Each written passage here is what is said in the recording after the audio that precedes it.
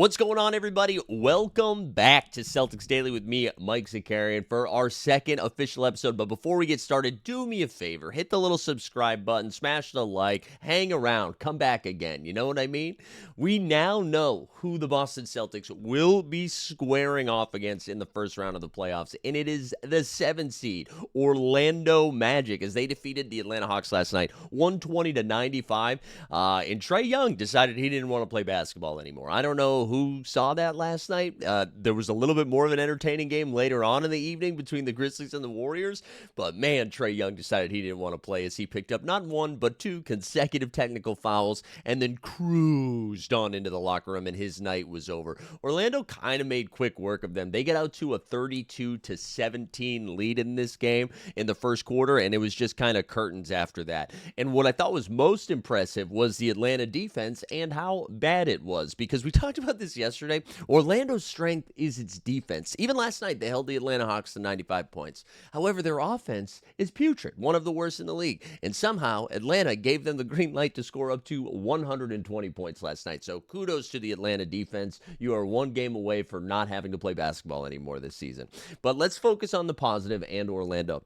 I think the most impressive part about this is they had this convincing win without Paolo going nuts. Paolo Banchero only had 17 points. He did have 9 boards and 7 dimes, so almost a triple-double. But his 17 points, 9 of those came from the free throw line, where he went 9 for 11 from free throw. Franz Wagner, too, their second-best player, had a double-double, but only 13 points. 13 points and 13 boards. Wendell Carter Jr. dropped 19 and 7, and the lead scorer, I don't know if you remember a guy named Cole Anthony who participated in the dunk contest a few years ago and strapped on those Tims, and it was very, very unsuccessful. But he led all scores last night for the Orlando Magic with 26 points and 6 dimes. So what does this mean? Well, it means, hey, is Trae Young going to be on the Atlanta Hawks next year? I don't know, but maybe that's an off-season contest, off-season content. But the Orlando Magic, kudos to them, man. They had an injury-riddled season like we talked about yesterday, right? Paolo missing time, Franz missing time. Franz's brother Mo Wagner even missed a ton of time. Jalen Suggs out for the season. And they still were able to hang in there and snag a 7 seed and earn their spot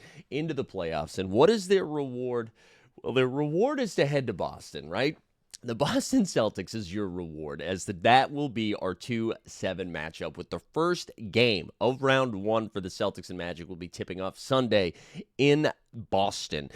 Games 1 and 2 will be in Boston, and then we'll head to Orlando for 3 and 4. And then if Orlando's able to steal a game, we'll come back to Boston for game 5. And I'm not going to say any more games after that, because this should not go longer than 5 series, if all things go well. But the biggest question for the Celtics is just, can they impose their will, right? Can they deal with Orlando mucking it up? I mentioned yesterday, I think me personally, I would have been more excited to play Atlanta. You saw a little bit about why last night in that game, as Atlanta and Trae Young crashed out. See, I said crashed out. I'm cool, I'm hip, I'm young. But Orlando, on the other hand, can play some staunch defense. They can get super physical, and they do have a guy who can take over a series, right? I mentioned earlier Paolo Banchero towards the end of the season was averaging something close to 29 and 10. And if he's able to get going and kind of force the Celtics to adjust what they're doing, I think it could make it a little tricky. Now, if we look at the previous matchups from this season, they didn't play each other for the first time until December 23rd, where the Magic won this game, actually, 108-104. That was in their first matchup. Then a little bit later into the season, in January, the Celtics had another home matchup against Orlando where they smoked them 121-94. And then they played a third time just a couple of days ago, where the Magic ended up winning this one 96-76. But this was one of those games where the Celtics rested a ton of players, and that was when Joe Mazzulla decided he was going to get a little feisty with the media, right? I don't think there's too much you can take away from an April regular season matchup, so let's just call it 1-1. I do think this Celtics matchup is pretty good for this Magic matchup is pretty good for Boston.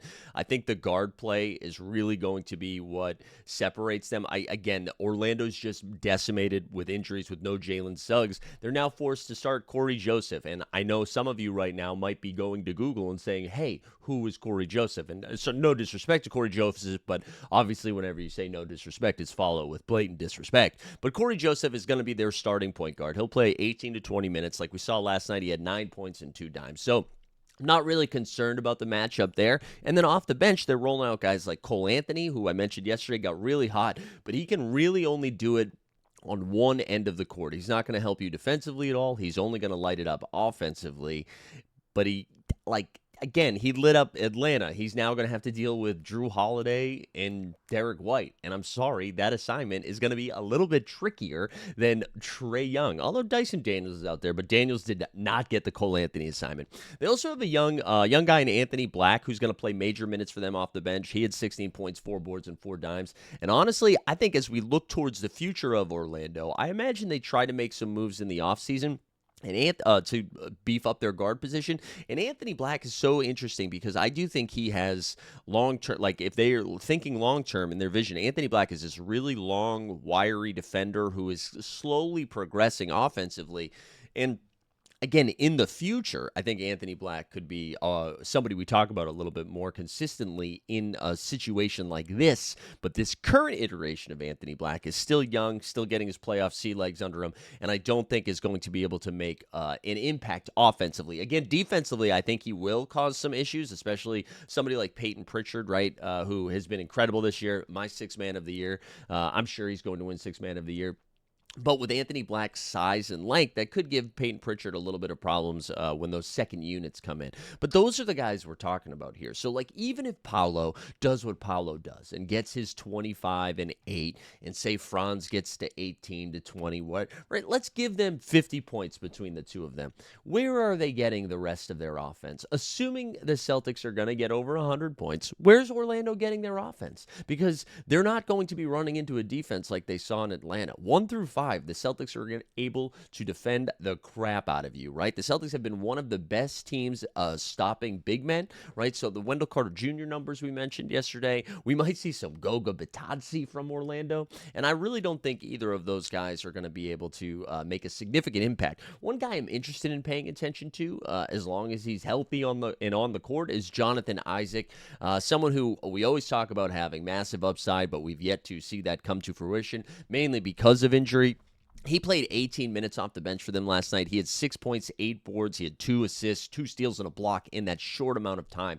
I do think this is a series where you might see Orlando try to mix it up a little bit and go small ball, try to throw Jonathan Isaac at the 5 and see if that's useful for them. So, I don't know. I'll be curious to see how the coaching staff handles the Boston Celtics. But to me, I think the Celtics are just going to be a little bit too much. And again, I respect Orlando. I respect them defensively. I just don't know if they can muster up enough offensive firepower to really give themselves a shot in a 7-game series against this defending champs, the second best team in the East, and overall, I think the second overall odds-on favor to repeat as champs. So, again, respect to Orlando. I think they had a great season considering everything that went against them health-wise, but the Celtics should be able to impose their will, honestly, both offensively and defensively. And I'll be curious. I think Game 1 will be a very interesting test to kind of see how they decide to handle that two-headed monster of Paolo and Franz. Like, are they happy to let them get theirs? And then we're like, let's see if anybody else can step up and do it. And then the other interesting thing that we're going to have to pay attention to is Jaylen Brown. I know we did a whole segment on it yesterday, so we don't have to go too in-depth. He said he's progressing well. There was a report yesterday that he attended Celtics practice and participated. Hey, maybe he's in much better shape, and it was just like a big to-do about nothing. He comes out, drops like 30 in the first game, and then we can all relax and chill out a little bit. But good signs trending up that he was at practice. I think that's a very positive sign.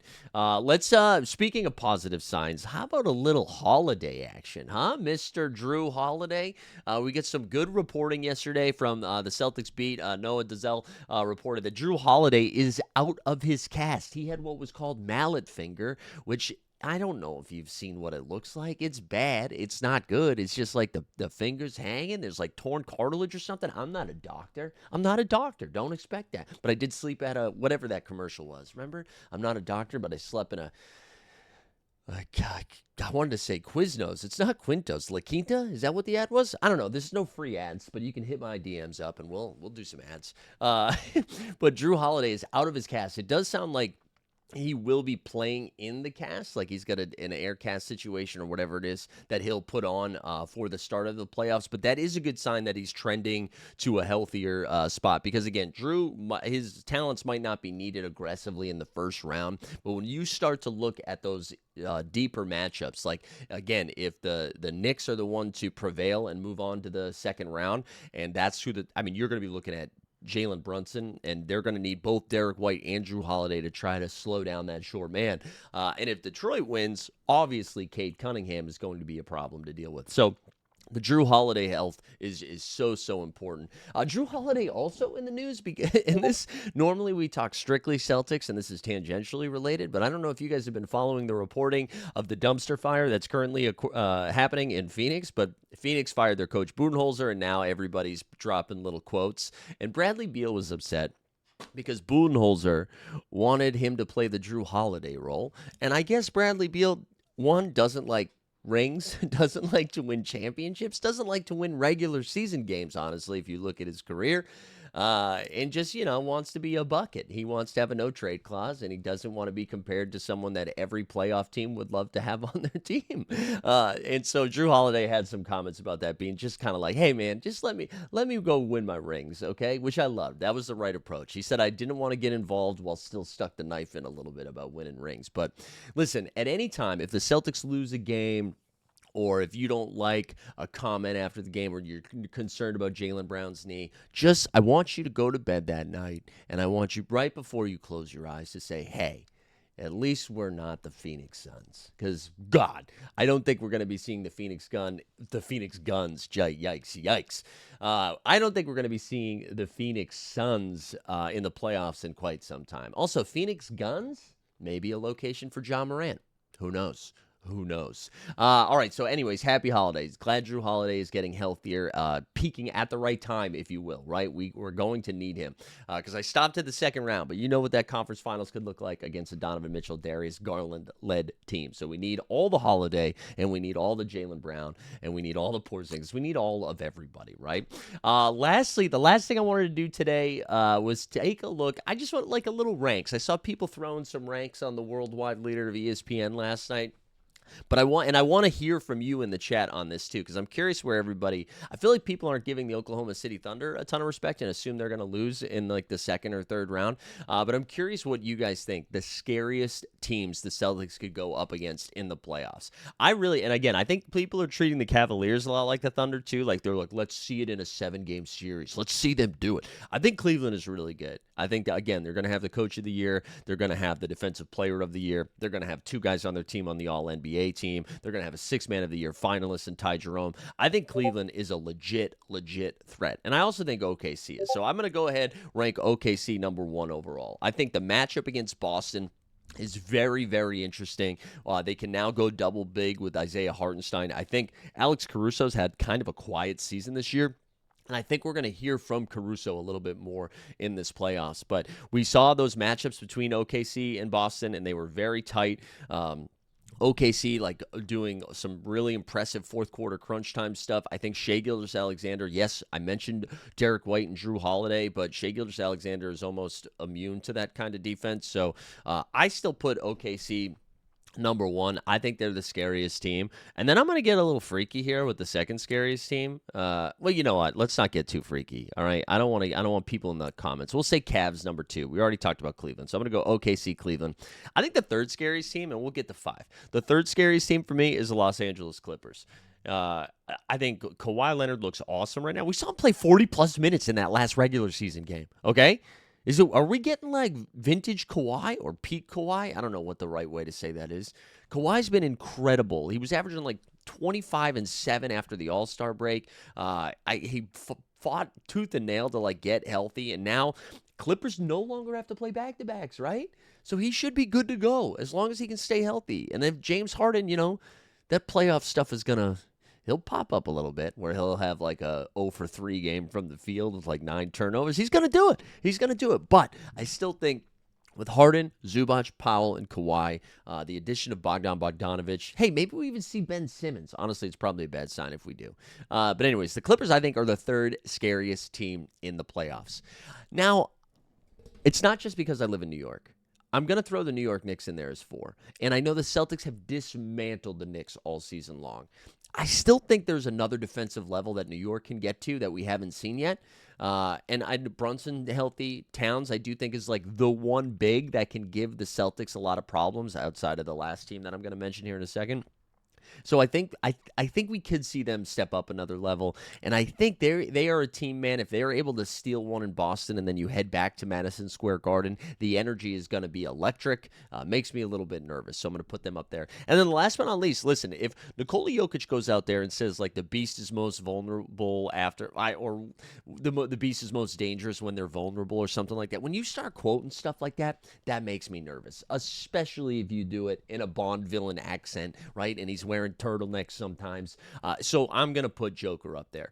The Denver Nuggets, their entire season depends on the health and production of Jamal Murray, right? If Jamal Murray's there, they are a finalist team or a contender at least. And that matchup of Joker against anybody is scary regardless, all right?